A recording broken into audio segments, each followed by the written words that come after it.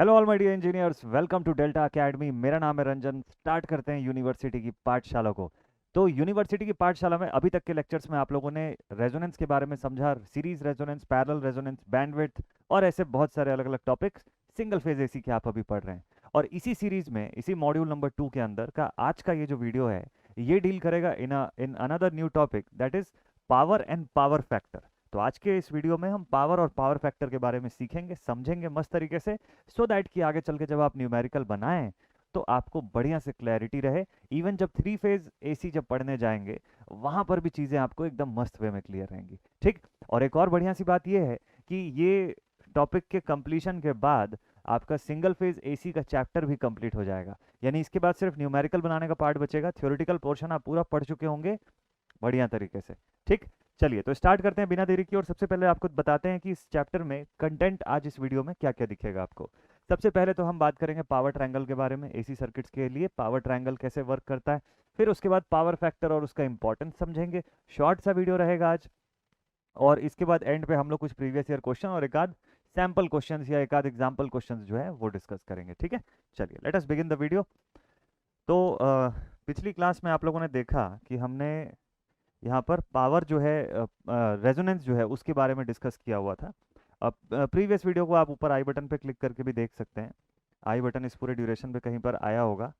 तो स्टार्ट करते हैं हम लोग भाई। Power in AC, power in single phase AC circuits. ठीक है। सिंगल फेज एसी में पावर का रिप्रेजेंटेशन कैसे होता है, किस तरीके से इसको रिप्रेजेंट करते हैं हम लोग। ठीक है। देखिए, सिंगल फेज एसी में जब भी पावर को रिप्रेजेंट करना होता है तो नॉर्मली आपने डीसी सर्किट में जब पावर का रिप्रेजेंटेशन किया तो कैसे किया पावर का रिप्रेजेंटेशन। तो भाई डीसी सर्किट में आप लिख देते हो सीधे कि power is equals to I square R. है ना। डीसी सर्किट में आप लिखते हैं power P is equals to I square R, या फिर आप लिखते हैं वी स्क्वायर बाई आर। ऐसा लिखते हैं, है ना। इस तरीके से एक्सप्रेस कर सकते हैं हम लोग पावर का एक्सप्रेशन। वहां तो चलो ठीक है, वहां तो कोई दिक्कत नहीं है, क्योंकि मेजरली रेजिस्टेंस का पोर्शन ही है जो एग्जिस्ट करता है, बाकी सारे पोर्शंस तो हट जाते हैं। जिसकी वजह से क्या हो जाता है कि आपको पावर में कोसाइन वगैरह के फैक्टर्स की जरूरत नहीं पड़ती है। लेकिन जब बात एसी सर्किट्स की हो तो यहाँ पर आपको सारी की सारी कंडीशंस को देखना होता है। मतलब सर्किट में अकेला रेजिस्टेंस नहीं होता, रिएक्टेंस भी होता है। और जब रिएक्टेंस आता है तो वो फेज डिफरेंस क्रिएट करता है वोल्टेज और करंट्स के बीच। इसी फेज डिफरेंस की वजह से एक फेज डिफरेंस एंगल फाई निकल के आता है, और जो कि दो अलग अलग कंपोनेंट्स क्रिएट करता है पावर के। तो इस बार अब यहाँ से जब एसी सर्किट्स के लिए आप पढ़ोगे तो पावर का रिप्रेजेंटेशन इतना सिंपल या इतना डायरेक्ट नहीं होता है। अब यहाँ पावर को आप कंपोनेंट्स के फॉर्म में ब्रेक करके पढ़ते हैं, है ना। यहाँ पर एक कंपोनेंट पढ़ते हैं कि parallel component of power and perpendicular component of power. ठीक है। पावर को दो कंपोनेंट्स के फॉर्म में हम ब्रेक करते हैं। पैरेलल कंपोनेंट है तो cosine of theta, perpendicular component है तो साइन ऑफ थीटा के रिस्पेक्ट में, और लास्ट में आप देखते हैं इन दोनों का रिजल्टेंट, इन दोनों का रिजल्टेंट या इन दोनों का जो फाइनल रिजल्टेंट है वो यहाँ पर रहता है। ठीक है। तो ये हो जाता है sine square theta plus cos square theta which becomes equals to 1। जो भी पावर की वैल्यू होती है। तो ये तो चलिए खैर जनरल फॉर्म में मैं आपको बता रहा था। अब बेसिकली इसको समझते हैं ढंग से कि कैसे इस एक्सप्रेशन को बनाते हैं। तो एसी सर्किट्स में पावर को हम तीन फॉर्म में एक्सप्रेस करते हैं। लिखते हैं इसके अंदर power in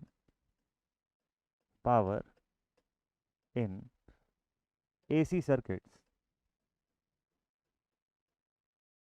power in AC circuits is expressed is expressed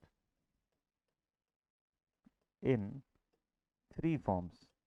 कौन कौन से वो तीन फॉर्म्स है। तो जैसा दो मैंने आपको बता दिया कि एक तो पावर का वो कंपोनेंट जो जिसकी वजह से कोई फेज में लीड लैग नहीं हो रहा है। ठीक है। एक दूसरा कंपोनेंट की वजह से हो रहा है जिसमें कि फेज में डिफरेंस हो रहा है, और आइडियली हम 90 डिग्री का फेज शिफ्ट मान रहे हैं। तो कौन सा पावर होगा। सोचिए कि सर्किट में जब इंपीडेंस की बात हम लोग करते हैं तो कौन से कंडीशन पर 90 डिग्री का फेज शिफ्ट क्रिएट होता है। रेजिस्टेंस के कंडीशन पे, इंडक्टर के कंडीशन पे, या कैपेसिटर के कंडीशन पे। तो रेजिस्टेंस को छोड़ के बाकी दोनों कंडीशन पे 90 डिग्री का फेज शिफ्ट होता है। एक में वोल्टेज लीड करती है, दूसरे में करंट लीड करती है। बस यही अंतर है, इतना ही। कि भाई इंडक्टर का केस है तो वोल्टेज 90 डिग्री आगे चलेगी करंट से, या करंट 90 डिग्री पीछे चलेगा वोल्टेज से। कैपेसिटर का केस है तो करंट 90 डिग्री आगे चलेगा वोल्टेज से। But for both the cases ideal condition पे 90 डिग्री का फेज शिफ्ट तो रिएक्टेंस ही लेकर के आ रहा है। तो रिएक्टेंस की वजह से जो पावर का डिसिपेशन हुआ उसका कुछ नाम होगा, रेजिस्टेंस की वजह से जो पावर का डिसिपेशन हुआ उसका कुछ नाम होगा, और दोनों मिला करके जब सर्किट में टोटल पावर जो निकल के आती है उसका भी कुछ नाम होगा। ठीक, तो समझते हैं इसको। The power in the AC circuit is expressed in three forms. कौन कौन से थ्री फॉर्म्स होते हैं भाई इसके? तो सबसे पहला जो होता है, first one is known as active power. First one is known as active power. ठीक है, पहले वाले को आप एक्टिव पावर के नाम से जानते हैं। एक्टिव पावर को ही और क्या नाम से जाना जाता है? इसी को हम लोग बोलते हैं, इसके एक दो नाम और लिखवा देता हूं मैं आपको। इसी को बोलते हैं ट्रू पावर। और क्या बोलते हैं? इसको बोलते हैं रियल पावर। Real power. इसको बोलते हैं एक्चुअल पावर। ऐसे अलग अलग नाम से एग्जामिनेशन में किसी भी एक नाम से आपको पूछ लेगा कि सर्किट का ट्रू पावर कितना है, सर्किट का रियल पावर कितना है, सर्किट का एक्चुअल पावर कितना है। अच्छा, इतना सब इसका इसकी तारीफें इतनी क्यों कर रहे हैं हम लोग भाई? क्यों इतना स्पेशल ट्रीटमेंट मिल रहा है इसको इतने सारे नाम का? बात यह है कि ये वो पावर होती है जो सर्किट के रेजिस्टेंस की वजह से डेवलप होती है, रजिस्टिव पार्ट की वजह से जो ओवरऑल डेवलप होती है। और उससे भी ज़्यादा इंपॉर्टेंट है कि ये वो पावर होती है जो वर्क डन होता है सर्किट के अंदर, उसके लिए यही पावर रिस्पॉन्सिबल है। Work done in the sense, देखिए अगर सपोज कर लीजिए आपके पास एक पानी गर्म करने वाला हीटर है, तो वो हीटर जो हीट डिसिपेट कर रहा है उसमें जो पावर का डिसिपेशन हो रहा है वो यही एक्टिव पावर की वजह से हो रहा है। एक फैन अगर आपके घर के अंदर चल रहा है तो वो फैन, अभी तो ठंडी का सीजन है, रहने दो फैन को, घर के अंदर हीटर चल रहा है तो हीटर के अंदर जो ब्लोअर जो चल रहा है आपका, वो जो ब्लोअर चल रहा है उसका फैन जो है वो भी जिस पावर से चल रहा है that is also active power, वो भी एक्टिव पावर पर ही वर्क कर रहा है। ठीक है, तो ये जितना भी टाइप का वर्क डन होता है ना, चाहे घर का एक हीटर कॉइल का चलना, या एक हीटर का ब्लोअर जो है उसका चलना, या कोई मशीन पानी की मशीन आप चालू करते हैं वो उसका चलना, ये सब कुछ एक्टिव पावर से होता है। एक्टिव पावर ही असली पावर होती है जिससे हमको फिजिकली वर्क डन होता हुआ दिखता है। ठीक है, तो that is why we call it as real power, true power, actual power, है ना, एक्टिव पावर, ये सब इसको इस नाम से जाना जाता है। तो ये वो पावर होती है जो रजिस्टिव लोड की वजह से सर्किट पर डिसिपेट हो रही होती है। आपने अगर एनालिसिस का वीडियो देखा है, एनालिसिस वाला वीडियो अगर आप देखे होंगे, तो वहां पे मैंने आपको डेरिवेशन करके बताया था कि रजिस्टिव लोड का, इंडक्टिव लोड का और कैपेसिटिव लोड का, तीनों का डेरिवेशन मैंने एसी के रिस्पेक्ट में किया था।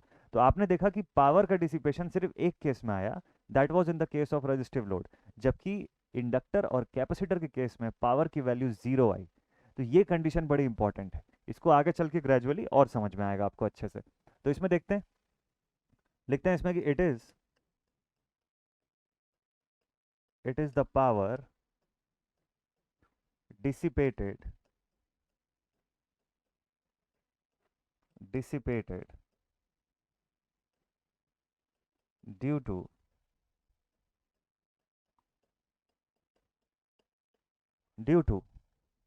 the resistive part of circuit, due to the resistive part of circuit। ठीक है, it is responsible for work done in the system। System पर कोई भी टाइप का अगर वर्क डन हो रहा है ना, तो इसी पावर की वजह से हो रहा है, इसी एक्टिव पावर की वजह से। इसका एक्सप्रेशन क्या होता है?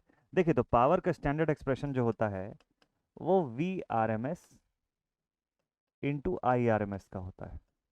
ठीक, लेकिन अब पावर को हम कंपोनेंट्स में ब्रेक करते हैं। आपने मैथमेटिकल रिप्रेजेंटेशन के अंदर एक चीज पढ़ा जिसको हम लोग बोलते हैं trigonometrical form of representation. Mathematical representation का वीडियो है इसी सीरीज के अंदर, जरूर से देखिएगा उसको। तो उसके अंदर हम लोगों ने पढ़ा कि ट्रिग्नोमेट्रिक रिप्रेजेंटेशन किस तरीके से होता है। जो ट्रिग्नोमेट्रिक फॉर्म में हम क्वांटिटी को उसके पैरेलल और परपेंडिकुलर कंपोनेंट्स में ब्रेक कर देते हैं, कि भाई जो फ्लक्चुएटिंग पार्ट है उसको अलग कर देते हैं, जो कांस्टेंट पार्ट है उसको अलग कर देते हैं, along with its parallel and perpendicular component. तो ये जो कंपोनेंट है रजिस्टर की वजह से जो हो रहा है वो कौन सा कंपोनेंट कहलाएगा? That will be a parallel component. और पैरेलल कंपोनेंट अगर है तो फिर वो कॉस थीटा का कंपोनेंट बन जाएगा। तो जब मैं लिखता हूँ power is equal to V I, जब मैंने लिखा power is equal to V I V R M S into I R M S, तो साथ में जस्ट बिकॉज की ये पैरेलल कंपोनेंट है कोसाइन ऑफ थीटा भी आपको लगाना पड़ता है। तो ये वैल्यू जो है ये हो जाती है कॉस ऑफ थीटा। अब आप बोलेंगे सर डीसी नेटवर्क जब पढ़ रहे थे तब तो ऐसा कुछ नहीं लगाए थे, वहाँ क्यों नहीं लगाए थे? कारण है ना, देखिए ये फॉर्मूला तो यही था, वहाँ पे भी यही फॉर्मूला था, फॉर्मूला तो एक ही है, लेकिन आपको वहाँ कॉस थीटा लगाने की जरूरत नहीं पड़ती है। कारण ये है कि जो वैल्यू ऑफ थीटा है वो 0 डिग्री आता है डीसी नेटवर्क के केस में, इन केस ऑफ डीसी। क्यों 0 डिग्री आता है सर? इसलिए 0 डिग्री आता है क्योंकि सबसे पहली बात डीसी में कोई फ्रीक्वेंसी का चेंज मतलब फ्रीक्वेंसी जो है वो होती नहीं है। ठीक है, पूरा रिलेशन समझिएगा। सिंस डीसी में फ्रीक्वेंसी जो है इट इज़ 0, सो देयरफॉर आपका एक्सएल 0 हो जाता है, एक्सी जो है वो इन्फानाइट हो जाता है। तो एक्सएल और एक्सी का तो चक्कर ही खत्म हो गया, सीन ही खत्म हो गया वहां से। अब आपके पास सर्किट में क्या बचा? सिर्फ आर बचा, रेजिस्टेंस एग्जिस्ट करेगा। और रेजिस्टेंस के केस में आपने पढ़ा हुआ है कि वोल्टेज और current are in same phase, are in same phase. Voltage और करंट दोनों एक ही फेज में हो जाती है अगर रेजिस्टिव लोड लगा हुआ है सर्किट के भीतर। तो यही सिनारियो ऑकर होता है उस डीसी के केस में, जिसकी वजह से जो इनके बीच का थीटा हो जाता है वो 0 डिग्री पे आ जाता है। समझ गए आप पूरी चीज? तो इसीलिए वहां पे ये होते हुए भी नहीं यूज होता है कि भाई cos of 0 is equal to 1, तो ये यूनिटी हो जाता है और आपके पास बचता है v इंटू आई। अब वहां पर आरएमएस का तो कोई सीन है नहीं अलग से, वहां तो एक ही वैल्यू होती है, एक ही मैग्नीट्यूड होती है, ना मैक्सिमम का सीन है, ना एवरेज का सीन है, ना आरएमएस का सीन है। तो v इंटू आई आप लिखते हो और फिर उसी से आई स्क्वायर आर वगैरह का फॉर्मूला आप निकालते हो। ठीक, तो ये इसका कारण है पूरा। तो खैर चलिए, तो यहाँ पर आते हैं हम लोग वापस और लिखते हैं power is equal to V R M S into I R M S cos phi. इसकी यूनिट क्या होती है? इसकी यूनिट होती है वॉट्स। तो इसको हम लोग बोलते हैं wattful component of power, it is also known as wattful component, wattful component of power. Power का वॉटफुल कंपोनेंट, ठीक है। एक होता है वॉटलेस कंपोनेंट, एक होता है वॉटफुल कंपोनेंट। तो दिस इज अ वॉटफुल कंपोनेंट, इसी की वजह से हीट डिसिपेशन होता है। स्टैंडर्ड फॉर्म में पावर का जितना कैलकुलेशन रहता है वो इसी के लिए आप करते हैं, मतलब एक्टिव पावर ही आप निकालते हैं नॉर्मली क्वेश्चंस में। लेकिन कई बार आपको सवाल में पूछेगा कि एक्टिव पावर छोड़ के कोई दूसरा पावर आपको बताने बोलेगा, तो जैसा स्पेसिफाइड रहेगा वैसा कैलकुलेशन होगा। ठीक है, चलिए नेक्स्ट पॉइंट पर आते हैं अब। तो ये तो हो गया अपना active power. Now what about the second one? Second point पर जरा आते हैं। तो सेकंड पॉइंट पे हम लोग देखते हैं कि एक्टिव पावर के बाद, तो मैंने आपको यहाँ पर बताया एक्टिव पावर। अब आप समझ गए होंगे कि एक्टिव पावर वाले सेक्शन को मैंने यहाँ बेस लाइन पे क्यों बनाया, पैरेलल कंपोनेंट के तौर पे क्यों दिखाया। ठीक है, क्योंकि रेजिस्टिव लोड है, इससे फेज शिफ्ट तो होगा नहीं, तो ये आपके फेजर के बेस लाइन पर ही बनेगा, है ना। कॉस थीटा मैंने पहले ही लिख दिया था। तो पावर का एक्सप्रेशन आ गया V R M S into I R M S cosine of theta, perfect. चलिए अब पावर का रिएक्टिव कंपोनेंट समझते हैं। इसको अलग से क्यों लिख रहे हैं, इसी में क्यों नहीं इंक्लूड कर दिए? देखिए इसको अलग से लिखने का मकसद ये है कि रिएक्टिव कंपोनेंट ऑफ पावर के लिए सोचिए कि हम रिएक्टेंस की वजह से होने वाले पावर की बात कर रहे हैं ना। और रिएक्टेंस की वजह से क्या कोई हीट डिसिपेशन होता है क्या? रिएक्टेंस की वजह से क्या वर्क डन हो रहा है सर्किट में? नहीं हो रहा है। आपने पावर का डेरिवेशन करके देखा हुआ है, पावर की वैल्यू 0 आती है, पी एक्टिव पावर की वैल्यू वहां पर 0 आ जाती है। क्यों पता है? क्योंकि हम लोग पढ़े भी हैं इस चीज को कि रिएक्टेंस की वजह से हीट डिसिपेशन नहीं होता, वो बेसिकली अपोज नहीं कर रहा है पूरी चीज को। जो आपकी सप्लाई है उसको अपोज करके हीट डिसिपेशन करवाए, ऐसा नहीं कर रहा है वो। तो वो क्या कर रहा है, वो फेज का डिफरेंस क्रिएट कर रहा है, वोल्टेज और करंट को अलग अलग फेज में भेज रहा है, ये उसका आफ्टर इफेक्ट है। तो उससे हीट डिसिपेशन तो नहीं हो रहा है, और अगर हीट डिसिपेशन नहीं हो रहा है तो फिर उसको एज अ डिफरेंट कंपोनेंट हमको समझना चाहिए। तो यहाँ पर जो कंपोनेंट आता है बीइंग अ पैरेलल कंपोनेंट, जो भी वैल्यू होगी आप इसको साइन थीटा के फॉर्म में लिखेंगे। ठीक, तो देखिए पावर का एक्सप्रेशन तो सेम ही है ना, वी आई, यहाँ पे भी लिख दो वी आई। तो ये बन गया आपके पास अगला power V I sine theta, और इसका एक्सप्रेशन होता है क्यू से, Q is equals to V I sine theta. चलिए इसका एक्सप्रेशन लिखवाता हूँ आपको और बताता हूँ कि ये कौन सी पावर है। तो the second one, second power is reactance की वजह से हो रहा है, reactive power. Second power is the reactive power. ठीक है, कि भाई reactive component of the power जो है वो क्या होता है। तो it is present due to, so it is due to the reactive it is due to the reactive components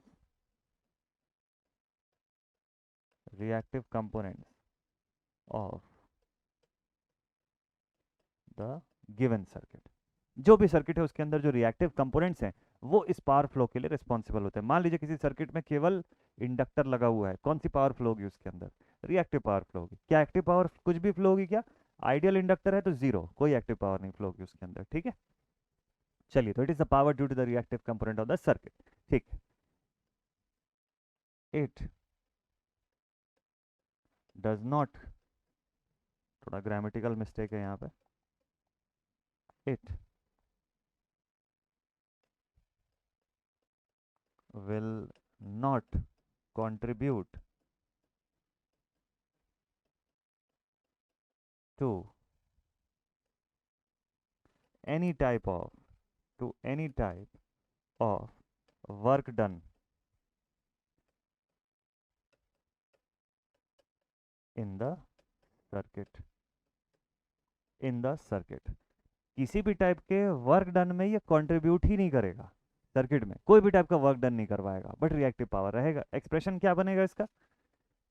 इसका एक्सप्रेशन होता है, it is represented as, it is given as Q is equals to VRMS into IRMS into sin theta। VRMS IRMS sin phi या sin theta। ठीक है, इसकी unit क्या रहती है? इसकी यूनिट भी रहती है, इसकी यूनिट रहती है volt ampere reactive. Volt ampere reactive component है तो वोल्ट एम्पियर रिएक्टिव इसकी यूनिट। शॉर्ट में कैसे लिखते हैं इसको? VAR। कई बार आप ट्रांसफार्मर वगैरह पढ़ने के समय आप देखते हैं कि VAR कंपोनेंट पूछता है या आपको KVAR के फॉर्म में रेटिंग पूछता है, तो ये इसी पावर की बात कर रहा होता है बेसिकली वहां पर। ठीक है, तो ये रिएक्टिव कंपोनेंट ऑफ पावर होता है। आगे चल के इसमें एक लाइन और मैं ऐड करवाऊंगा आपको, बट अभी फिलहाल नहीं, आपको समझा देता हूँ उसके बाद ऐड कराऊंगा। ठीक है, नाउ नेक्स्ट, थर्ड नंबर पे तीसरे पावर के बारे में बात करते हैं जो इन सब का रिजल्टेंट होता है। तो पावर नंबर 3, जिसको कि बोला जाता है एपरेंट पावर। एपरेंट पावर, ठीक है, तीसरा और आखिरी नंबर पर आप इसको पढ़ेंगे। ये क्या होता है? सभी पावर्स का रिजल्टेंट रहता है, जिसको कि आपको यहां पर एज अ हाइपोटेन्यूज सेक्शन भी मैं दिखाता इस तरीके से। यहाँ पे इसको हम लोग डिनोट करते हैं किससे? इसको हम लोग डिनोट करते हैं किस चीज से भाई? ये डिनोट होता है कैपिटल S से। और जब आप देखिए कि sign square theta plus cos square theta हो गया तो दैट वैल्यू बिकेम 1। आपके पास क्या बचा? केवल VI। ये होता है एपरेंट पावर। ठीक है, लिखते हैं, इसका थ्योरी लिख लेते हैं। So it is the resultant, it is the resultant of active and reactive powers. Active and reactive powers, active और रिएक्टिव पावर का ये रिजल्टेंट है। ठीक है, इसको किससे डिनोट करते हैं हम लोग? इसको डिनोट करते हैं S is equals to VI। और थोड़ा सही से लिखें तो VRMS इंटू IRMS। ठीक है, VRMS इंटू IRMS के फॉर्म में इसको लिखा जा सकता है ना? बिल्कुल लिख सकते हैं सर। ठीक है, एक्टिव और रिएक्टिव पावर का रिजल्टेंट। अच्छा, अगर ये रिजल्टेंट है और वो भी फेजर फॉर्म में है, फेजर फॉर्म में क्यों है? क्योंकि दोनों क्वांटिटीज आपकी अलग अलग फेज में है ना, तो अल्जेब्रिक सम तो हो नहीं सकता, रिजल्टेंट ही होगा, फेजर फॉर्म रिजल्टेंट होगा। इसको एक और तरीके से लिख सकते हैं कि S is equals to P plus minus JQ। ये मैंने कौन से फॉर्म में लिखा? रेक्टेंगुलर फॉर्म में लिखा। ध्यान रखिएगा, ऐसे भी इसको रिप्रेजेंट किया जा सकता है। S is equals to P plus minus JQ। Plus minus दोनों साइन क्यों है? क्योंकि पावर, रिएक्टिव वाला पावर जो है वो पॉजिटिव भी हो सकता है, नेगेटिव भी हो सकता है, डिपेंडिंग अपॉन कि इंडक्टर लगा है सर्किट में या कैपेसिटर लगा हुआ है। ठीक है, ये पॉइंट्स हमको समझना जरूरी है। अच्छा, इसकी यूनिट तो मैंने बताया नहीं, चलिए इसकी यूनिट भी लिखवा देता हूँ आपको। इसकी यूनिट होती है, इसकी यूनिट होती है वोल्ट एम्पियर। बस, इसकी यूनिट होती है वोल्ट एम्पियर, मतलब शॉर्ट में VA लिख लीजिए। ट्रांसफार्मर की रेटिंग में KVA रेटिंग आप पढ़ते हैं ना, वो केवीए रेटिंग यहीं से निकल करके आता है, इसी में किलो वोल्ट एम्पियर के फॉर्म में होता है वो। ठीक, तो this is the apparent power, ये इन सब कुछ का रिजल्टेंट है। जितना कुछ आपने एक्टिव रिएक्टिव जो पढ़ा उस सब का कंबाइंड फॉर्म में ये रिजल्टेंट था। ठीक है, किसको ऐसा बताते हैं, एपरेंट पावर को ही क्या बोलते हैं, एपरेंट पावर को ही बोला जाता है, इसी एपरेंट पावर को ही बोलते हैं कॉम्प्लेक्स पावर। कॉम्प्लेक्स पावर ये भी नाम से जानते हैं, इसी को टोटल पावर भी बोलते हैं, इसी को नेट पावर भी बोलते हैं। इस सर्किट का बताइए नेट पावर कितना है, नेट पावर इतना ही है। ठीक है, this is the net power, this is the total power, this is the complex power of the circuit. ऐसे बहुत सारे नाम से इसको जाना जाता है, ये ध्यान रखिएगा। तो ये इतने 3 प्रकार के पावर जो है आपकी सर्किट में अवेलेबल रहते हैं, लेकिन इसका थोड़ा सा और डिटेल समझना है हमको, थोड़ा सा मान लीजिए और डेप्थ में समझना है। तो चलिए आपको एक एग्जाम्पल से समझाता हूँ, आपको तुरंत समझ आ जाएगा। बड़ा ही कॉमन सा एग्जाम्पल है, बट ये अभी बताना ज़रूरी है। तो मान लीजिए कि आपके पास, सपोज कर लेते हैं कि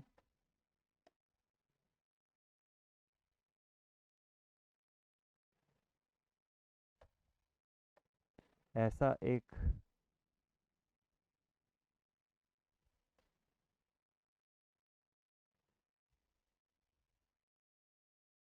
ऐसा एक ग्लास है जो भरा हुआ है पूरी तरह से लिक्विड से। ठीक, चलिए बचे हुए स्पेस को मैं कलर कर देता हूँ। मान लीजिए आप एक एक रेस्टोरेंट वगैरह जाते हैं और वहाँ पर ऐसा एक कॉफ़ी वगैरह का ग्लास जो है वो ऑर्डर करते हैं, एक ग्लास बढ़िया सी कॉफ़ी जो है आप मांगते हैं। ठीक है, तो आपके माइंड में क्या एक्सपेक्टेशन रहता है कि ये ग्लास, जैसे जैसे मैंने ऐसे ग्लास पूरा फुल करके रखा है, वैसे ही आपको भी ऐसे पूरा ऊपर तक भरा हुआ कॉफ़ी का ग्लास जो है वो मिलेगा, है ना, ये आपका एक्सपेक्टेशन रहता है। तो आपने यहाँ पे कॉफ़ी मांगा। ठीक है भाई, कॉफ़ी का ग्लास जो है आपके सामने आ गया, बढ़िया सा, बहुत शानदार, मज़ा आ गया। ठीक है, तो अभी फ़िलहाल ये कॉफ़ी का जो ग्लास है ये एकदम पूरी तरह से फिल है, पूरा भरा हुआ है, बहुत अच्छा है। मान लो, सपोज कर लो कि ये 50 रुपए की कॉफ़ी है, 50 रुपीज़ की, है ना, बहुत ज़्यादा हो गया ना, बट ठीक है चलो। अब महंगे अच्छे रेस्टोरेंट में गए, और ज़्यादा अच्छे रेस्टोरेंट में जाओगे तो 400-500 में भी मिलती है, उससे भी ज़्यादा मिलती है। बट चलो हम लोग 50 रुपए वाली जगह पर जाते हैं और कॉफ़ी पी लेते हैं। बहुत ही बढ़िया, बेस्ट है यार, पूरा ऊपर तक भरा हुआ है। अब अगली बार मैं आपको एक अच्छे महंगे रेस्टोरेंट में लेके चलता हूँ। ठीक है, अब आपका मन है कि सर कोई अच्छी जगह चलते हैं जहाँ पे कॉफ़ी पीते हैं, और भाई कॉफ़ी मतलब मेनली कॉफ़ी पीना मुद्दा नहीं है। एक सेकंड, हाँ, ये कॉफ़ी की ग्लास थोड़ी सी टूट गई बीच में लगता है, चलो कोई नहीं। तो अब आपका कहना ये है कि सर मेजरली कॉफ़ी पीना मुद्दा नहीं है, हमको ये चाहिए कि हम उसकी फ़ोटो भी डालें इंस्टा इंस्टा के अकाउंट में। मतलब कॉफ़ी पी रहे हैं तो थोड़ा सा लोगों को दिखना चाहिए कि हाँ भाई बहुत बढ़िया महंगी सी कॉफ़ी पी रहे हैं, ब्रांडेड कॉफ़ी पी रहे हैं। ठीक है, तो ये आपका मन हुआ। ठीक है भाई, तो अब हम लोग गए एक ऐसी रेस्टोरेंट में जहाँ पर ऐसी महंगी कॉफ़ी आपको मिलेगी। तो ये रेस्टोरेंट वाला जो है ये कॉफ़ी लेकर के आया। ठीक है, अब देखिए कॉफ़ी की ग्लास में कुछ चेंजेस होगा। अब उसके यहाँ की कॉफ़ी की ग्लास में कुछ चेंज होगा ना, ये ऐसे। वो क्या किया उसने, बहुत बढ़िया से सुंदर सी कॉफ़ी जो है वो डेकोरेट करके ग्लास जो है वो लेकर के आया आपके लिए, कुछ ऐसी कॉफ़ी। इसमें आपने देखा कि उसने ऐसे थोड़ी सी जगह छोड़ रखी है ऊपर, इस जगह पे ऐसे ऐसे फूल पत्ती वगैरह ऐसे बना के रखा है उसने।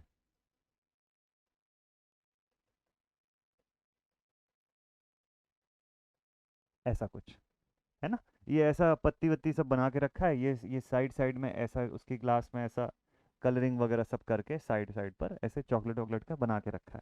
अब आपको देख के लगा कि अरे वाह ये तो बहुत ही शानदार है। ठीक है, बहुत ही मस्त है, ऐसे फ्रॉथ जमा हुआ है, वाइट कलर का लेयर, उसके ऊपर उसने डिज़ाइन बना दिया। और ये कॉफ़ी की क्वांटिटी देखो पहले की तुलना में कम कर दी, और ये कॉफ़ी आपको अब ये कितने में दे रहा है, इसने बोला भैया 200 रुपये की कॉफ़ी है। ठीक है, ये कंडीशन ए था। अब आप कंडीशन बी पे आए, क्योंकि आपको फ़ोटो लेना था, सेल्फी खिंचाना है, मस्त अच्छी सी फ़ोटो जो है अपने इंस्टा अकाउंट पे पोस्ट करनी थी। तो आपने बढ़िया सी टेस्टी सी कॉफ़ी मंगवा ली, अच्छा बनाया उसने, बट कर ये दिया कि उसने क्वांटिटी को थोड़ा रिड्यूस कर दिया और ऊपर फ्रॉथ जमा करके उसके ऊपर फूल पत्ती कलाकारी जो है वो कर दिया। ठीक है भाई, बहुत ही अच्छा, फोटो तो बेस्ट आ जाएगी। बट सीन क्या है, आप जब सच में जब कॉफ़ी पीने जाओगे, मान लो उस समय आपको एक्चुअल में नीड है कॉफ़ी की, आपको नींद आ रही है और आपको अभी ऑफिस का वर्क करना है, या आपको अभी एग्जामिनेशन दिलाने जाना है, या कुछ किसी भी काम से आपको जाना है बाहर, ठीक है, और आपको मान लो ड्राइव करना है, और मान लो आपको नींद जैसी आ रही है हल्के हल्के से, आप सोचे चलो कॉफ़ी पी के नींद भगा लेते हैं, ठीक है, अब मान लो आपकी रिक्वायरमेंट अलग है, आपको लगा कि सर कॉफ़ी पी के नींद भगाना अभी ज़्यादा ज़रूरी है as compare to taking the photo. तो अभी आपका रिक्वायरमेंट अलग है, लेकिन आपके सामने यही रेस्टोरेंट पड़ा, टाइम और था नहीं, तो आपने यहाँ से कॉफ़ी ले लिया। अब देखिए दिक्कत क्या है, असली में जो क्वांटिटी आप कंज्यूम करेंगे वो कितनी है, इसमें से कितनी कॉफ़ी सच में पी रहे हैं आप, तो ये कंटेंट तो इतना ही है ना, ये कंटेंट तो इतना ही है, तो ये आपका रियल पार्ट है। भाई मैं आपसे पूछूं कि बताइए कितना कॉफ़ी आपने इंजेस्ट किया, कितना कॉफ़ी पिया आपने, तो आप बोलेंगे सर इतना ही कॉफ़ी पिया ना, ये ऊपर का हिस्सा तो क्या है, फ्रॉथ है।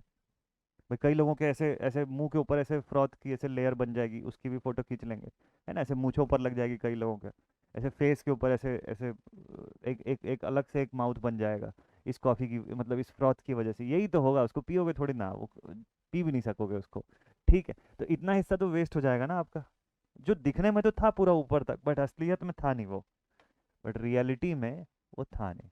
रियल पार्ट के बाद ये आ गया आपका इमेजिनरी पार्ट,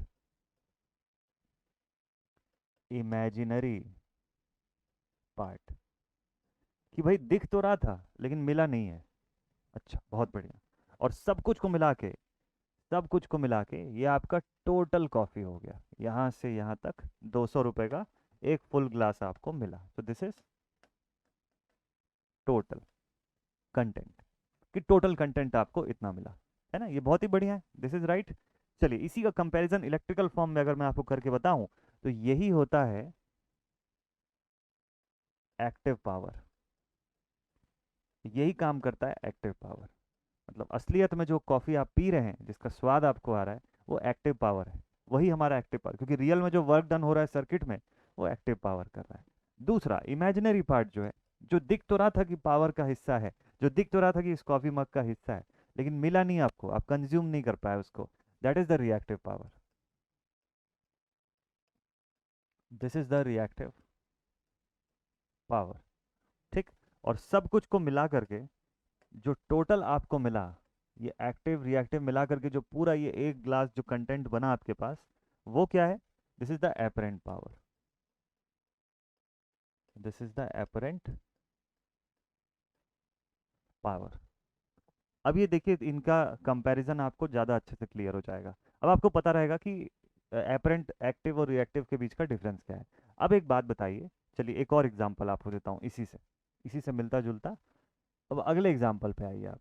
तो अब आपने रेस्टोरेंट में देख लिया कि भैया बहुत महंगी कॉफ़ी मिली, लेकिन फ़ोटो आपने डाला, बहुत अच्छी फ़ोटो बन रही है इससे, ठीक है, बहुत सारे लोगों ने लाइक किया, बहुत सारे लोग जल गए आपकी फ़ोटो देख के कि अरे वाह भाई कितनी अच्छी जगह पे तुम कॉफ़ी पी रहे हो करके, तो ठीक है, इट इज़ नाइस, मतलब पर्पज़ आपका फुलफिल हो गया है ना, जो करने गए थे वो हो गया, बहुत शानदार। अब एक काम करते हैं, अगली बार आप बोले कि चलो सर एक काम करते हैं अभी फिर जाते हैं ऐसी कोई जगह पे, है ना, आप बोलोगे सर हर बार आप ही के साथ क्यों जाएंगे, चलो ठीक है, ये भी सही है। तो अब मान लीजिए कि अगली बार आप फिर से किसी अच्छे रेस्टोरेंट में गए, आप बोले कि सर इस बार तो एकदम शानदार और ज़्यादा महंगे वाले रेस्टोरेंट में जाएंगे, एकदम कॉस्टली कॉफ़ी पी के आएंगे इसकी, और रेस्टोरेंट की भी फ़ोटो डालेंगे कि हम यहाँ आए हैं, ठीक है, मान लीजिए एकदम महंगी सी कोई ब्रांड वाली कोई जगह हो गई, कि ताज वाज चले गए आप, है ना, स्टारबक वगैरह कहीं चले गए, या इस टाइप की कोई जगह, तो ऐसी कोई जगह पर आप चले गए, ठीक है, आपका मन है कि चलो कोई महंगी सी कॉफ़ी पियेंगे, एकदम ज़्यादा ही महंगी कॉफ़ी पियेंगे, ठीक है भाई। अब वो क्या किया, अगली बार आप जब गए तो आपको बोला कि भैया कॉफ़ी जो है वो कितने की है, कॉफ़ी 500 रुपीज़ की है, एक example, let us take it as a example, कि 500 रुपीज़ की कॉफ़ी आपको दे रहा है, ठीक है, अब 500 रुपीज़ की कॉफ़ी में उसने क्या किया, इस बार फ्रॉथ की लेयर को थोड़ा बढ़ा दिया, अब यहाँ से यहाँ तक पूरा फ्रॉथ है, ये हिस्सा, ठीक, उसके नीचे जो आपके काम का कंटेंट है वो इतना है, अच्छा ग्लास को नीचे से भी थोड़ी सी थिक कर दिया उसने, तो ये ग्लास भी पूरी नीचे तक नहीं आ रही है, ग्लास यहीं पर ख़त्म हो जा रही है, वो दिखने में बड़ी दिख रही है ग्लास, बट यहाँ से पैक्ड है, ये कांच का हिस्सा है, तो कॉफ़ी इतना ही आपको मिल रहा है, ठीक है, और टोटल कंटेंट कितना है आपके पास, ये टोटल कंटेंट यहाँ से यहाँ तक, क्योंकि चार्ज तो आप इस टोटल ग्लास का पे कर रहे हो ना, और इसने फ्रॉथ को ऊपर तक भरा हुआ है पूरा, तो आपको देख के लगेगा पहले से भी ज़्यादा है इसके अंदर, बट असलियत में ऐसा है नहीं। तो this is again reactive power flow, this is active power flow, this is apparent, this is apparent power. अब बोलिए कि आपके लिए क्या एक्सेप्टेबल रहेगा क्या? आप पहले से ज़्यादा पैसे खर्च कर रहे हैं और असलियत में जो आपको पीने को मिल रहा है कॉफ़ी, और पहले से भी कम, बिल्कुल इतना सा थोड़ा सा कॉफ़ी मिल रहा है, आपको दोबारा मन करेगा जाने का? ऐसा ऐसा कोई आपको ला करके दे दिया, तो क्या लगता है कि आपको दोबारा फिर से मन करेगा वहां पर जाने का? आप एक आध बार तो चलो ठीक है, फोटो वोटो खिंचवा लिए, अगली बार जब सच में कॉफ़ी पीने की ज़रूरत होगी आपकी, तो आप यहाँ नहीं जाएंगे, आप वो फर्स्ट वाले सिनारियो पे जाएंगे, इसके यहाँ, ये कोई किसी ढाबे वाबे का ये सीन है, ये कोई ढाबे पे कोई बंदा जो है ऐसे कॉफ़ी दे रहा है, पूरा ऊपर तक ग्लास भरा हुआ है, और कॉफ़ी से ही भरा है, कोई फ्रॉथ वॉथ नहीं है कुछ इसमें। ये जो है एक अच्छे रेस्टोरेंट का है, और ये एकदम महंगे रेस्टोरेंट का कॉफ़ी है। ठीक है, इसमें इसने आपके लिए दिल विल भी बना दिया है ना, यहाँ पे ऐसा एकदम हार्ट बना दिया इस टाइप का, और इसमें आपका नाम वाम भी लिख दिया मान लो, है ना, कि ये नाम है करके, है ना, कि ये फलाना इंसान को डेडिकेटेड करके, इस टाइप का ऐसा कुछ बना के दे दिया आपको। तो इस सब से क्या होता है, आपको जब पीने बैठोगे तो इतनी तो कॉफ़ी मिलेगी आपको, उससे ज़्यादा क्या मिलेगी आपको? तो आपको कंटेंट तो इतना ही मिल रहा है ना, बाकी सब तो वेस्ट हो जाएगा आपके लिए, वो फोटो खिंचवाने तक ही ठीक है। तो इससे हमको क्या समझ में आता है, इस कहानी से हम क्या सीखे? इस कहानी से हम ये सीखे कि भैया रिएक्टिव पावर सर अगर है हमारे सिस्टम में तो ठीक है, लेकिन रिएक्टिव पावर अगर ज़्यादा है तो नुकसान है। हमेशा किस चीज़ का ज़्यादा होना अच्छा रहता है? कि एक्टिव पावर ज़्यादा हो। अगर यही चीज़ आपको यहाँ तक दे दिया रहता वो कॉफ़ी, थोड़ा सा हल्का सा डिज़ाइन बना देता तो अच्छा लगता आपको, आप बोलते कि चलो पैसे भी वसूल हो गए, कॉफ़ी भी मिली, ग्लास को बड़ी कर देता थोड़ी सी, ज़्यादा एक्टिव पावर दे देता आपको, मतलब ज़्यादा कॉफ़ी दे देता, थोड़ी सी डिज़ाइनिंग कर देता उसमें अगल बगल में, तो अच्छे का अच्छा दिखना भी हो जाता, फोटो भी आपकी बढ़िया आ जाती, और कॉफ़ी पीने को भी आपको खूब बढ़िया मिल जाता। तो 500 रुपये खर्च किए आपने तो ठीक है भाई। तो इसीलिए ऐसे ही सेम चीज़ सर्किट में भी होता है कि वी ऑलवेज प्रिफर, इसको लिखते हैं हम हमेशा, we always prefer that active power should be should be more than reactive power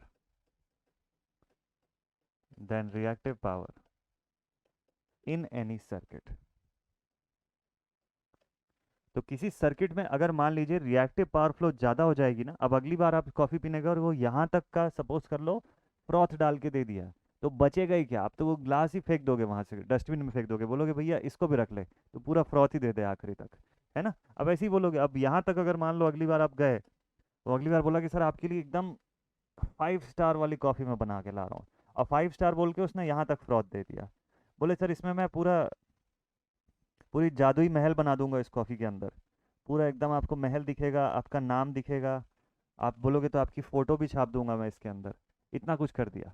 आप बोलोगे भैया मैं कॉफ़ी पीने आया हूँ, तो सिर्फ कॉफ़ी लेके आ, कुछ मतलब उसके अंदर कोई फ़ोटो वोटो नाम वाम कुछ नहीं लिखना है इसमें, तो सिर्फ कॉफ़ी लेके आ, कॉफ़ी पीना है करके, ठीक? तो उस कंडीशन में आप सोचिए कि अब एक्टिव पावर बचेगी क्या? क्या पियोगे आप इसके अंदर? आप देखोगे, फ़ोटो खींचोगे, घर चले जाओगे, यही होगा। तो इसीलिए ऐसा ना हो, इसके लिए ये प्रेफर्ड होता है कि हमेशा एक्टिव पावर फ्लो जो है this should be more, active power flow जितनी ज़्यादा होगी उतना ज़्यादा सर्किट में वर्क डन पॉसिबल होगा, ये एक्टिव पावर फ्लो को आप बढ़ा दो ऐसे, ठीक है? ये एक्टिव पावर फ्लो को ज़्यादा कर दो तो फ़ायदा रहेगा, तो अच्छा रहेगा फिर कंडीशन, ठीक। अब इससे आपके दिमाग में एक चीज़ और आएगा, क्या दिमाग में आएगा कि सर ये आप पूरा क्यों नहीं ड्रॉ कर दिए ऊपर तक, मतलब एक्टिव पावर फ्लो से पूरे को कवर क्यों नहीं कर दिए ऐसे? ये तो सबसे बेस्ट कंडीशन होता है ना कि सिर्फ एक्टिव ही एक्टिव पावर होती, फिर रिएक्टिव पावर होती ही नहीं सर्किट में, तो अच्छा होता, तो बेस्ट होता कि सारा का सारा 100% वर्क डन करने के लिए एक्टिव पावर है हमारे पास। नहीं, इससे भी एक नुकसान है, पूरा एक्टिव पावर फ्लो से भी नुकसान है। क्या नुकसान है उसको समझते हैं अभी। देखिए, मान लो कंप्लीट एक्टिव पावर फ्लो रख देते हैं हम लोग, ठीक है, सर्किट के अंदर। इसको पहले कॉफी के एग्जांपल से समझो। अब ये जो बी केस जो आप देख रहे हो, केस बी जो आपको यहाँ पर दिखाई दे रहा है, ए को छोड़ देते हैं, ए वाला बंदा जो है वो सच में कॉफ़ी पीने गया है, ये बी केस पर जो बंदा कॉफ़ी पीने गया है उसको कॉफ़ी खाली नहीं पीना है, उसको फ़ोटो भी खिंचानी है उस कॉफ़ी के साथ। तो बताइए इस कॉफ़ी की फ़ोटो खींचोगे तो इंस्टा पे लाइक मिलेगा क्या? बहुत ज़्यादा। इस वाले की खींचोगे तो ज़्यादा लाइक मिलेगा। और इसकी खींचोगे इसमें आपका फ़ोटो वोटो भी बना रहेगा, तो फिर तो लोग पूछने लग जाएंगे कि भैया कौन से रेस्टोरेंट में गया था, मैं भी जाऊँगा करके। ठीक है, ये इस केस पर अगर आप आ जाते हैं तो ये तो इस पे तो बहुत ज़्यादा। और अगर आपकी नीड यही है कि आपको लाइक्स व्यूज़ ज़्यादा चाहिए, तो आप इसकी फ़ोटो खींचोगे ना, आप वो फर्स्ट वाले केस पे थोड़े ना जाओगे, उस ढाबे पर जाके नहीं पियोगे आप कॉफ़ी। लेकिन अगर आपकी रिक्वायरमेंट ये है कि भाई मुझे सच में नींद आ रही है, मुझे फ्रेश फील करना है और मुझे असलियत में कॉफ़ी ही पीना है, तो फ़ोटो वोटो से कोई मतलब नहीं है, तब आप इस पॉइंट पर जाओगे। तो डिपेंडिंग अपॉन योर रिक्वायरमेंट दोनों ही अपनी अपनी जगह पे सही है, दोनों अपनी अपनी जगह पे ज़रूरी है। तो बेस्ट थिंग ये है कि दोनों का एक परफेक्ट बैलेंस रहे आपके पास, जिसमें इमेजिनरी पार्ट थोड़ा सा रहे और बचा हुआ ज़्यादा से ज़्यादा पोर्शन, मतलब ऐसा मान लो कि 80-20 का रेशियो रहना चाहिए कि 80% अगर एक्टिव पावर है तो 20% रिएक्टिव पावर अगर होगी तो चल जाएगा, उससे कोई नुकसान नहीं है। क्योंकि ये इमेजिनरी पार्ट नहीं रहेगा तो आपकी कुछ चीज़ें जो है वो भी रुक जाएंगी, आप फोटो नहीं डाल सकते हो इसकी, आप इसकी फ़ोटो डालोगे भी तो लोग उतना पसंद नहीं करेंगे। तो ऐसे ही हमारे सर्किट में, मैं आपको सर्किट से रिलेट कर करके बता रहा हूँ ताकि आप बेसिक कंडीशन से समझें। तो ऐसे ही हमारे रियल लाइफ में भी क्या होता है, रिएक्टिव पावर भी जरूरी होता है। क्यों जरूरी होता है? मैंने आपको बोला था ना कि रिएक्टिव पावर में एक आध लाइन और ऐड करवाऊंगा, वो यही लाइन है। So reactive power is responsible, so the reactive power is responsible for the creation of magnetic field due to its back and forth movement। ठीक है, due to its back and forth movement. और क्या चीज़ के लिए responsible है भाई? तो reactive power, the reactive power is also required, is also required for voltage regulation and voltage stabilization, the voltage stabilization। ये दो पॉइंट ध्यान में रखिएगा। रिएक्टिव पावर ऐसा नहीं है कि एकदम वेस्ट है, कि आप सोचो कि सर सर्किट से हटा ही देते हैं पूरा रिएक्टिव पावर को। वैसे तो बाय डिफॉल्ट नहीं हटा सकते, क्योंकि सर्किट के अंदर अगर इंडक्टिव इफेक्ट है, कैपेसिटिव इफेक्ट है, तो वो by default reactive power consume तो करेगा ही। लेकिन उससे नुकसान बहुत ज़्यादा नहीं है, अगर वो कम मात्रा में है तो उससे फ़ायदा है। कैसे फ़ायदा है? फ़ायदा ये है कि उसके बैक एंड फोर्थ मूवमेंट की वजह से वो मैग्नेटिक फील्ड अच्छा क्रिएट कर सकता है। तो मैग्नेटिक फील्ड क्रिएशन में आपको रिएक्टिव पावर की जरूरत पड़ती है। अच्छा, मैग्नेटिक फील्ड क्रिएशन क्यों जरूरी है? भाई मशीन के अंदर अगर स्टेटर सिस्टम है ना, स्टेटर रोटर आर्मेचर कॉइल जो है, तो उस स्टेटर पर अगर मैग्नेटिक फील्ड नहीं क्रिएट करोगे तो रोटर उसके रिस्पेक्ट में कैसे घूमेगा? है ना, अगर सपोज कर लीजिए इंडक्शन मोटर की भी आप बात करो, डीसी एक्साइटेशन दे रहे हो उसके रोटर को, तो आपको स्टेटर पर फील्ड भी तो चाहिए होगी ना वहाँ पर। वो फील्ड कहाँ से आएगी? कौन क्रिएट करेगा? यही क्रिएट करेगा, रिएक्टिव पावर ही क्रिएट करेगा। तो मैग्नेटिक फील्ड तो चाहिए ही। एक फैन को भी चालू करना है तो वहाँ पर भी मैग्नेटिक फील्ड बनाना है, तो रिएक्टिव पावर दोगे ही नहीं तो मैग्नेटिक फील्ड कहाँ से बनेगा वहाँ पे? पहला दिक्कत है ना। और दूसरा चीज़ कि वोल्टेज स्टेबलाइजेशन या वोल्टेज रेगुलेशन जब जब करना होगा तभी भी आपको रिएक्टिव पावर की जरूरत पड़ेगी। तो ये दोनों पॉइंट ऑफ व्यू से ये इंपॉर्टेंट है। तो बहुत ज़्यादा रिएक्टिव पावर नहीं चाहिए होता है, लेकिन थोड़े से अमाउंट का रिएक्टिव पावर चाहिए रहता है। जैसे मैंने आपको रेशियो बताया, प्रीफर्ड रहता है कि 80-20 के रेशियो पर एक्टिव और रिएक्टिव अवेलेबल रहे। बट ऐसा कोई फिक्स नहीं है, वो depending upon the circuit and conditions पे डिपेंड करता है। ठीक है, तो this is the active and reactive power flow. अब आते हैं नेक्स्ट टॉपिक पर। अगला जो टॉपिक है हमारा that is power factor. Next topic और आखिरी टॉपिक जो है ये होता है, ये है पावर फैक्टर। पावर फैक्टर होता क्या है सर्किट में? ठीक है, सर्किट में पावर फैक्टर क्या होता है, क्या करता है? देखिए, पावर फैक्टर जो होता है, इसको सिंपली अगर मैं बोलूं, it is a factor on which, it is a factor on which the effective power, the effective power, जिसको कि हम लोग एक्टिव पावर भी बोलते हैं, active power of the circuit, of the circuit depends upon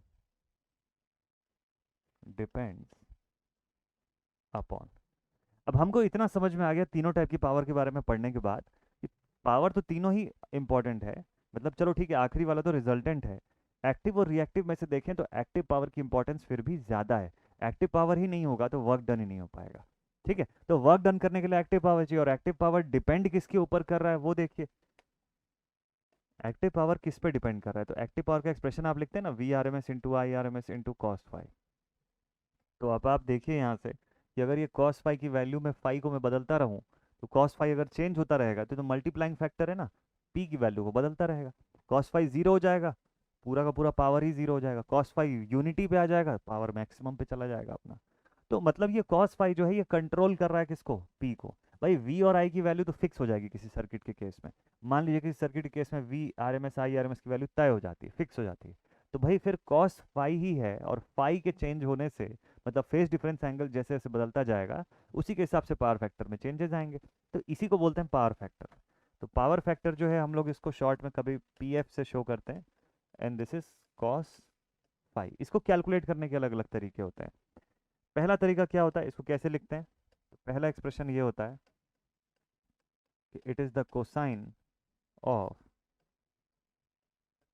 phase difference, it is the cosine of phase difference angle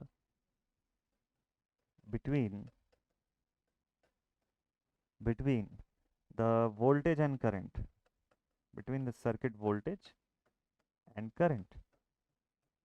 ठीक है, इनके बीच का जो फेज डिफरेंस एंगल है उसका कोसाइन कर दो आप, वो पावर फैक्टर दिलाएगा आपको, कोसाइन ऑफ फाई। ठीक। दूसरा तरीका, सेकंड वे, पॉइंट नंबर 2, कि it is the ratio of circuit resistance to impedance of total circuit resistance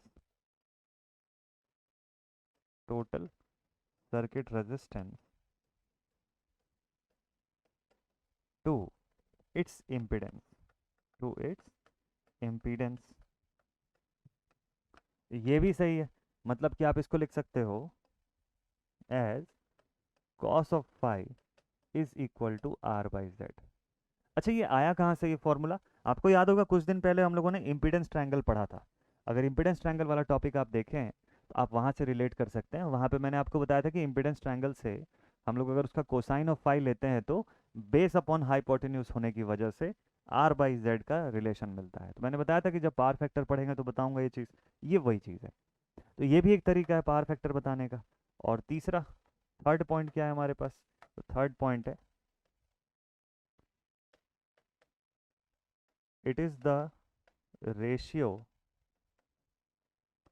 of the active power and apparent power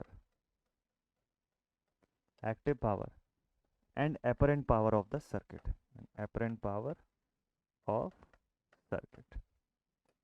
circuit का active power divided by apparent power, मतलब active power यानी P, apparent power मतलब S, this is equals to V I cos phi divided by V I. तो V आई और we I cut गया, आपके पास क्या बचा? Cos phi. This is your power factor. इस तरीके से भी आप रेशियो के फॉर्म में बता सकते हो। तो पावर फैक्टर के एक्सप्रेशंस ये तीनों तरीके से निकाले जा सकते हैं। और एक तरीका आपको बताता हूँ, एक चौथा तरीका और लिखवा देता हूँ आपको, फोर्थ, इट इज द, इसको सीधे लिख के दिखाता हूँ मैं, cos of tan inverse b by A.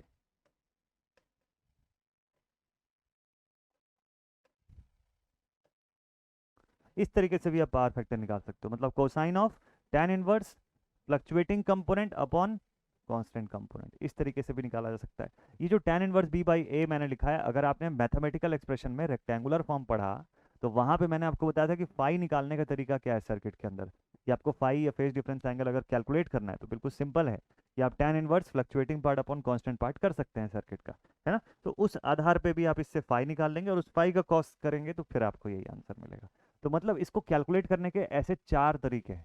Power factor आप ऐसे 3-4 तरीकों से बता सकते हो, कोई एक मेथड नहीं, बहुत सारे मेथड। अब सर्किट में जो भी डेटा अवेलेबल होगा, अगर ये पूरे फॉर्मूले आपको नोन है, फटाफट से आपसे क्वेश्चन बनेगा एकदम तुरंत तुरंत। आपको सब पता रहना चाहिए। आप क्वेश्चन में आर और जेड के फॉर्म में डेटा दिया है, ये बना दोगे आप। क्वेश्चन में खाली फेज एंगल दिया है, वोल्टेज लिखा है 220 at an angle 20 degree, current लिखा है 30 एट एन एंगल -10 डिग्री, आप तुरंत के तुरंत cos फाई उसका ऐसे बता सकते हो, इस तरीके से। ज़्यादा ईजी आपको पड़ेगा ये, ठीक है। तो ये मल्टीपल मेथड्स आपको पता होना चाहिए। लेकिन पावर फैक्टर के बारे में चलो इतना पढ़ लिए, इंपॉर्टेंस तो लिखे नहीं कि इंपॉर्टेंस क्या होता है, पावर फैक्टर पढ़ क्यों रहे हम लोग। चलो इसके ऊपर एक्टिव पावर डिपेंड करता है, मैं समझ गया। इसकी इंपॉर्टेंस क्या है, शॉर्ट में आपको मैं लिखवा देता हूँ, ठीक है। Importance of power factor, importance of power factor. Power factor की क्या क्या इंपॉर्टेंस है। देखिए पावर फैक्टर जो होता है बेसिकली, पावर फैक्टर जो होता है इसका काम ही होता है एक्टिव पावर को सपोर्ट करना, एक्टिव पावर को कंट्रोल करना, ठीक। तो मतलब higher the power factor, higher the power factor, higher will be active power flow in the circuit, active power flow in the circuit. अब एक्टिव पावर फ्लो सुनते साथ आपको कॉफी का ध्यान आएगा कि हाँ सर, कॉफी मग में कॉफी तो ज़्यादा होनी चाहिए, ये आप समझ गए ना। और वो ज़्यादा होने के लिए पावर फैक्टर ज़्यादा होना चाहिए, active power flow in the circuit, ठीक, पहला चीज़। अच्छा दूसरा पॉइंट क्या है भाई, सेकंड पॉइंट, पावर फैक्टर ज़्यादा होगी तभी एक्टिव पावर फ्लो ज़्यादा होगा सर्किट में, ठीक। नेक्स्ट पॉइंट ये है, higher the phase difference angle, higher the phase difference angle, lower will be the power factor. Phase difference angle जितना बड़ा होता चला जाएगा, फेज डिफरेंस एंगल मतलब फाई की बात कर रहा हूं, ये क्यों बड़ा होगा, सर्किट में या तो रिएक्टेंस, दोनों में से कोई ना कोई एक रिएक्टेंस जो होगा वो डोमिनेट कर रहा होगा, उसकी वैल्यू बड़ी हो गई होगी, या तो एक्सएल या एक्सी, कोई ना कोई एक रिएक्टेंस जब डोमिनेट करता है सर्किट को, तो वो फेज डिफरेंस एंगल को अपने हिसाब से चलाता है। वो अगर करंट, अगर सपोज कर लीजिए कैपेसिटर डोमिनेट कर रहा है तो करंट को लीड करवा देगा, इंडक्टर डोमिनेट कर रहा है तो करंट को लैग करवा देगा, लेकिन फेज का डिफरेंस तो दोनों ही क्रिएट करेंगे, ठीक। तो higher the phase difference angle lower will be, अब देखिए फाई में आप बड़ी वैल्यू पुट करते जाइए कॉस के फाई में, उसका जैसी कोसाइन करेंगे वैल्यू आपका छोटा हो जाएगा, और वो जब पावर की इक्वेशन से मल्टीप्लाई होगा तो पूरा पावर को भी कम कर देगा। तो मतलब एक्टिव पावर फ्लो घटने लग जाएगी जैसे जैसे कोई रिएक्टिव कंपोनेंट बड़ा होगा सर्किट में, ये इस बात से समझ में आता है। तो higher the phase difference angle lower will be the power factor, ठीक है। पावर फैक्टर को हम लोग कैसा शो करते हैं, power factor can be, power factor can be leading और लैगिंग और यूनिटी, तीन कंडीशन हो सकता है। लीडिंग कब होगा, जब आपके सर्किट में एक्सी लगा होगा तब। सर्किट में अगर एक्सएल डोमिनेट कर रहा होगा तो लैगिंग पावर फैक्टर हो जाएगा।